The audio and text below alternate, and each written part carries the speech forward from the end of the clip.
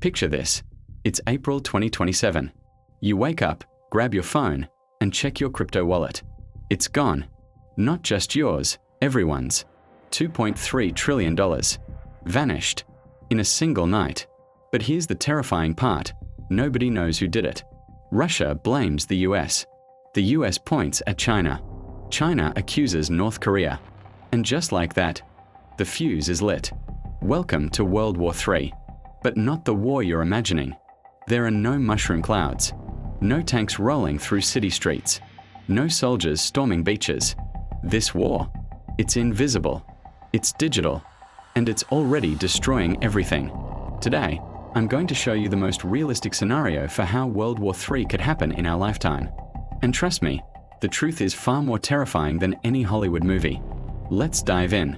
So we're in 2027. The world's already on edge. Climate change has turned water into the new oil. Computer chip production is controlled by just 3 countries. Supply chains, still fragile from the pandemic. Then it happens. 3 major crypto exchanges. Hacked. Simultaneously. Billions of dollars. Poof. Gone. Digital wallets wiped clean. Life savings. Corporate treasuries. Government reserves. All of it. The internet explodes. Conspiracy theories everywhere.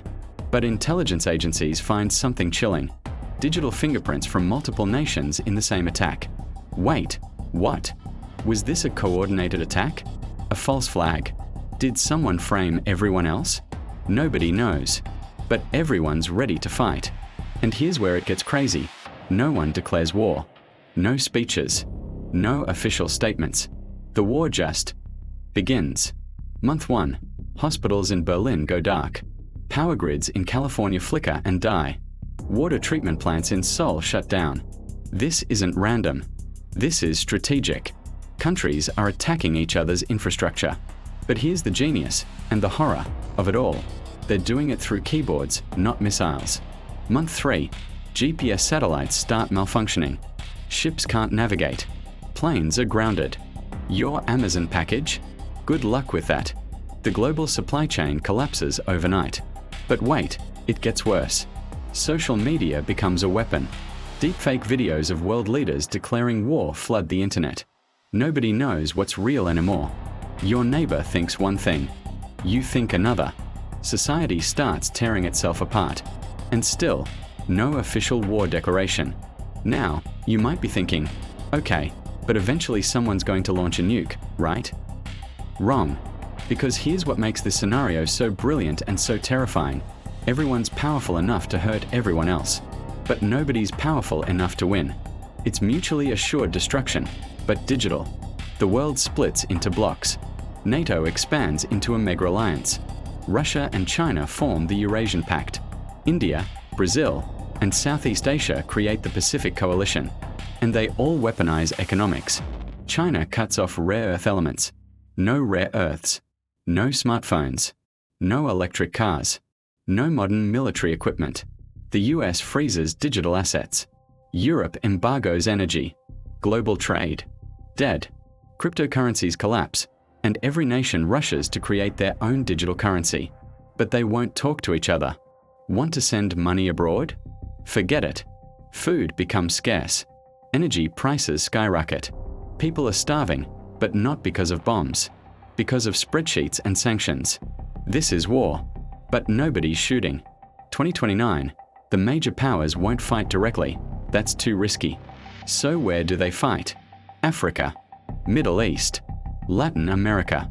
These regions become testing grounds for something truly horrifying. Fully autonomous weapons. Drone swarms. Thousands of them. Flying in perfect coordination, controlled by AI. No pilots. No human decisions. Just algorithms deciding who lives and who dies. In orbit, satellites start disappearing. GPS goes completely dark. Internet cables on the ocean floor? Cut. Entire continents are isolated from each other. Europe can't talk to Asia. The Americas go silent. The world is fragmenting in real time. South China Sea. November 15th, 2030. Autonomous naval drones from 2 nations collide. The AI systems misidentify targets. An American destroyer sinks. 127 sailors dead. Baltic states. November 18th. Russia unleashes an AI-powered cyberattack. Electricity gone. Water systems offline. 472 hours. 15 million people live in the dark. India-Pakistan border. November 22nd. A drone skirmish spirals out of control. Both nations go to nuclear alert. The world holds its breath. December 2030. Tokyo, Japan. Secret meetings. No press. No announcements. Every major power sends representatives. Because everyone finally realizes the same terrifying truth. Nobody's winning. Everyone's losing. The agreements. 1. Nuclear weapons are off the table. Forever. No exceptions. 2. A digital Geneva Convention is signed. Hospitals, water systems, power grids, these are now protected zones. Attack them, and you're a war criminal. 3. A global crypto reserve system is established. A neutral digital currency that everyone can use. The war doesn't end with a bang. It ends with exhaustion. So who won? The winners? Scandinavia. They stayed neutral, became tech hubs, and got rich. India. Played both sides perfectly. Cybersecurity companies. They're basically the new oil companies. The losers. Any country dependent on global supply chains.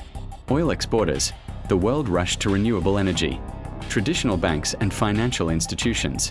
They are obsolete. But here's what really changed. The internet is dead. Well, not dead, fractured. Now we have regional internets. The splinternet. Every country builds its own computer chip factories. Dependence on others? Too risky. AI weapons are banned by treaty, but everyone's secretly developing them anyway. Global cooperation? It's gone. Regional power blocks are the new reality. Here's the scary part. This scenario isn't science fiction. Everything I just described? The technology exists right now. The tensions exist right now. The vulnerabilities exist right now. We are not talking about some distant future. We are talking about the next 5 years. The Third World War won't look like the first two. There won't be trenches or battleships or dramatic speeches. It'll be invisible, digital, economic, and it'll destroy the world we know just as effectively as any nuclear bomb. But here's the thing, it doesn't have to happen. We can choose differently. We can build better systems, stronger cooperation, smarter safeguards. The question is, will we? So what do you think? Is this scenario realistic? Too optimistic? Too dark? Let me know in the comments below. And if this video made you think differently about the future, hit that like button and subscribe, because we are going to keep exploring these scenarios. The future isn't written yet, but it's being coded right now. See you in the next one.